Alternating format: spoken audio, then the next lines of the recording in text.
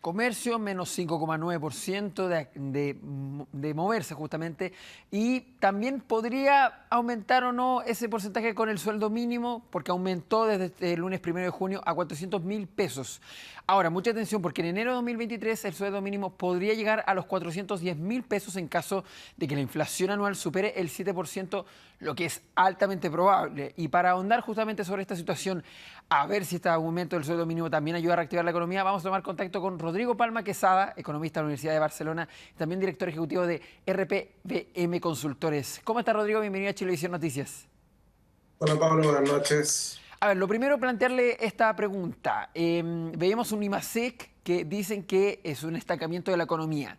¿Este aumento del sueldo mínimo podría ayudar en algo o realmente tenemos que prepararnos para que la economía no tenga mayor dinamismo en nuestro país? Va a ayudar en algo respecto del consumo, pero yo Ya. creo que no va a ser lo suficientemente importante como para cambiar el rumbo de este frenazo que estamos sosteniendo y que debemos esperar que siga eh, fortaleciéndose de aquí a final de año y principios del próximo. Perfecto. ¿Y cómo se ve en los ojos de los expertos este aumento en el ingreso mínimo a los 400.000 pesos? ¿Ustedes lo ven como una buena noticia o tal vez como un pequeño parche, algo que se debe haber hecho antes, el tema de que cada vez estamos llegando a una mayor inflación? Yo creo que el aumento del sueldo mínimo tiene varias aristas, Ya. ¿no? Una de las aristas fundamentales tiene que ver con que se van a incrementar efectivamente los costos para la pequeña y mediana empresa, que son aquella parte de las empresas que más pagan sueldo mínimo. Es por esto el subsidio que se genera para las microempresas, ¿no? Para poder enfrentar de mejor manera. En algún momento lo conversamos, yo creo que hoy día el desafío principal tiene que ver con aumentar la productividad.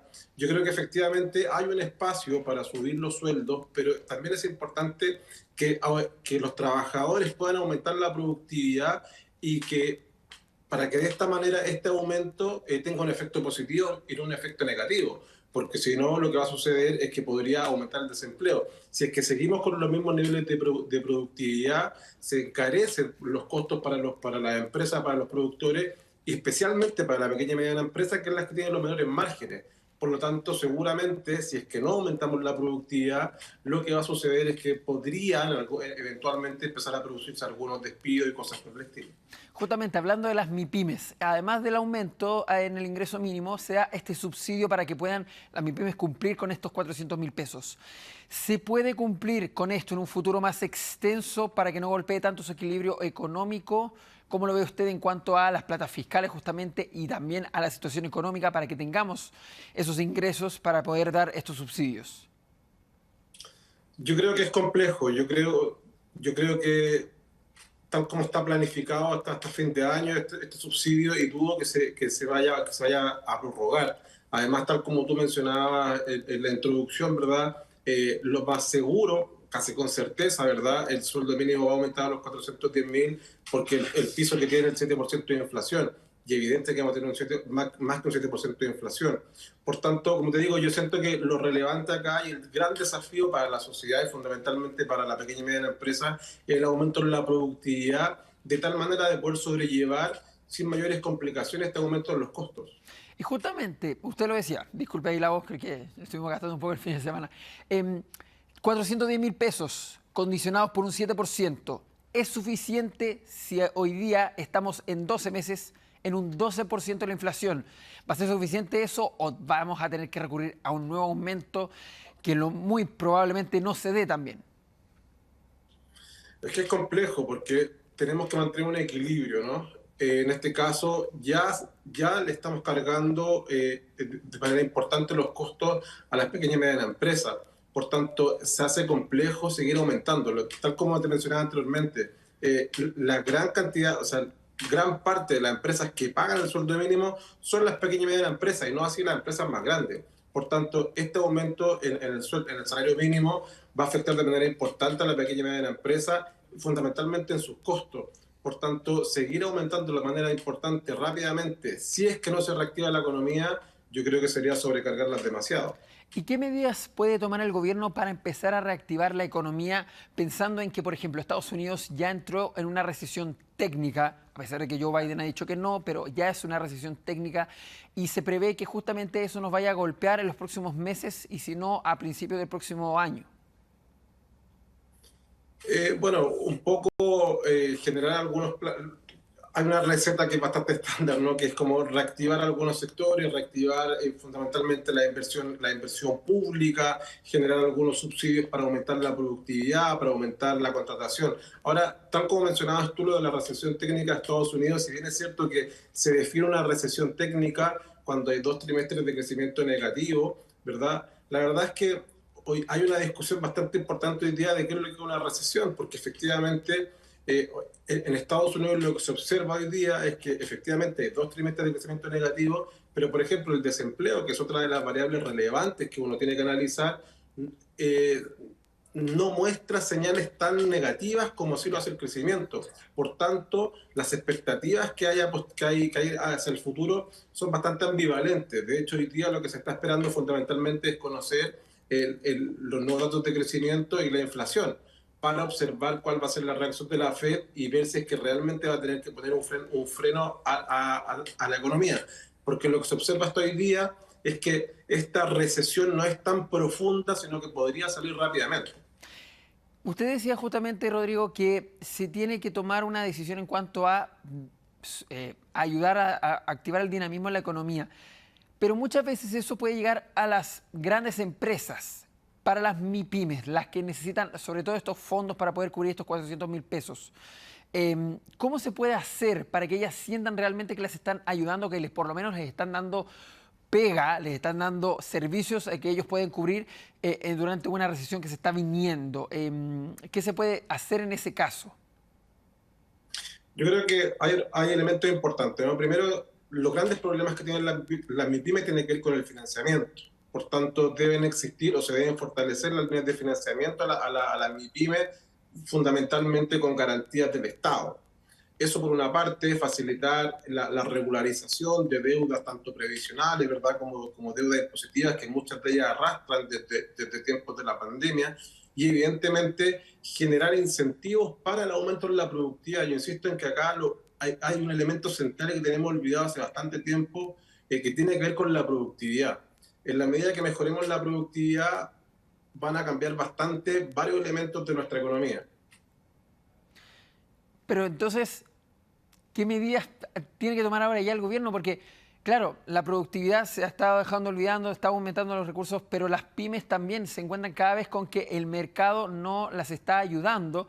Lo veíamos en la nota, pequeños negocios que cada vez dicen, tengo menos lugar a quienes vender y cada vez son más arrastrados por las grandes empresas que pueden cubrir eso. Entonces, ¿qué se puede hacer si el gobierno sigue entregando, por ejemplo, y aquí viene tal vez un lado más político que tal vez no sea cómodo para usted, pero qué se puede hacer justamente una medida ahora ya para poder ayudar a esas empresas para que la productividad se vea aumentada si cada vez vemos menos de esa actividad?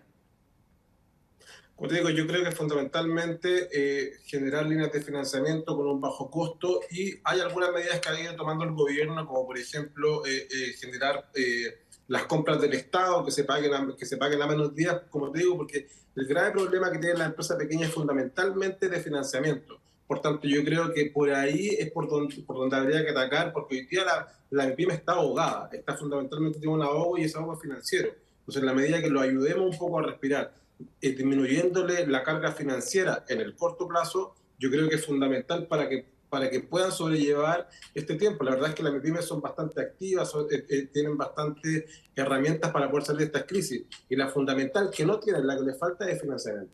Me voy a meter en un lado también más político, pero también entra de cajón en cuanto a esta conversación de las ayudas o alivio que se le podrían dar a las MIPYME. El tema de la reforma tributaria, no lo habíamos conversado justamente con usted. ¿Y qué piensa de esta reforma? ¿Es una ayuda o derechamente no cambia nada la situación a las MIPYME, sobre todo pensando en aumentar su productividad y solo se encarga de darle más carga tributaria a las grandes empresas y también a las mayores riquezas?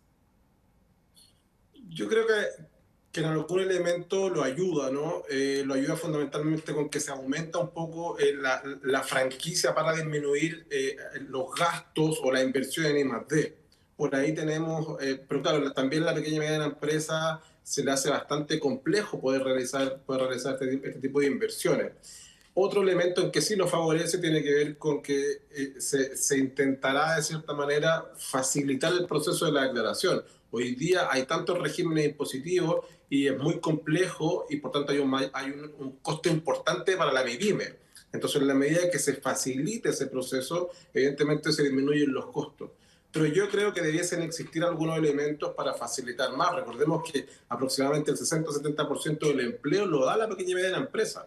Por tanto, yo creo que se debiese fortalecer la ayuda para la MIPYME, insisto, tanto en líneas de financiamiento como en incentivo y estímulo para aumentar su productividad. Tal como te mencionaba, a lo mejor aumentar la cantidad de compras del Estado, perdón, hacia las pequeñas y medianas empresas. Entonces, ahora, eso es súper bueno, obviamente, pero también tiene que cambiar una regla en cuanto a buscar lo más barato. ¿Se podría hacer eso o derechamente el Estado lamentablemente tiene que acceder a el menor costo para poder, porque finalmente son fondos públicos justamente, son los fondos que entregamos todos al Estado para que ellos puedan hacer las compras y ojalá lo más barato posible? ¿Tiene que hacer un cambio de reglas ahí? Yo creo que es bastante interesante lo que planteas, porque tiene que ver fundamentalmente con dónde ponemos el foco, ¿no? Y Exacto. ahí hay una cuestión, hay una decisión política muy importante. Evidentemente que cada vez que vamos a favorecer aquellas partes que son, aquellas empresas en este caso, que son más productivas, siempre van a ser las empresas mayores, las empresas más grandes, porque tienen mayor capital, porque son mucho más eficientes para producir, porque siempre van a acceder a menores costos de financiamiento, a menores costos productivos. Por tanto, ahí evidentemente se tiene que a través de políticas públicas generar un equilibrio, en este caso en la balanza, donde se tiene que favorecer, tiene que existir en este caso una política de discriminación positiva hacia la pequeña y mediana empresa.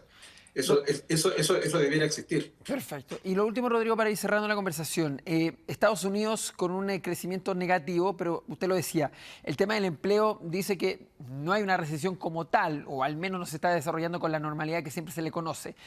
En Chile, ¿podríamos ver un crecimiento negativo o derechamente la recesión nos golpearía con un estancamiento?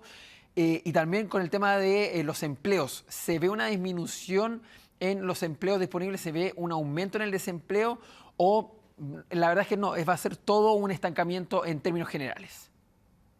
Sí, mira, lo que estamos observando hoy día en términos de empleo es que hay un aumento en la generación de empleo, pero se está cada vez creciendo a tasas menores. Si bien crece, cada vez crece a menor fuerza, por lo tanto, también dependemos mucho de la cantidad de gente que salga al mercado laboral.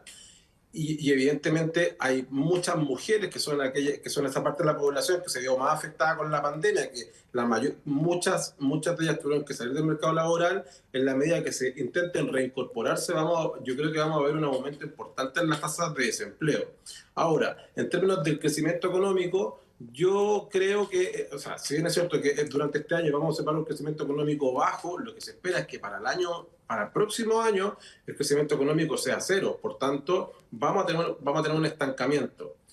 Insisto, con respecto al desempleo, hasta el momento no observamos grandes presiones hacia el aumento en la tasa. Pero yo observo, insisto, vamos a depender mucho de la gente que se incorpora al mercado laboral si es que se genera presiones sobre la tasa de desempleo. Por tanto, insisto, si bien es cierto que el escenario no es el más favorable, pero tampoco yo lo observo como un escenario desastroso, fundamentalmente pensando en lo que se observa hoy día en Estados Unidos y en alguna parte de Europa, que insisto, si bien es malo, no es de los peores escenarios. No es 2007 finalmente. Exactamente, exactamente. Estamos bastante lejos del 2007, donde ahí sí que veíamos un escenario catastrófico. Exactamente, no, eso fue una crisis totalmente que afectó a todo el mundo. Rodrigo Palma Quesada, director ejecutivo de RPBM Consultores, muchas gracias por esta conversación con Chilevisión Noticias. Buenas noches, muchas gracias a ti, Pablo. Muchas gracias.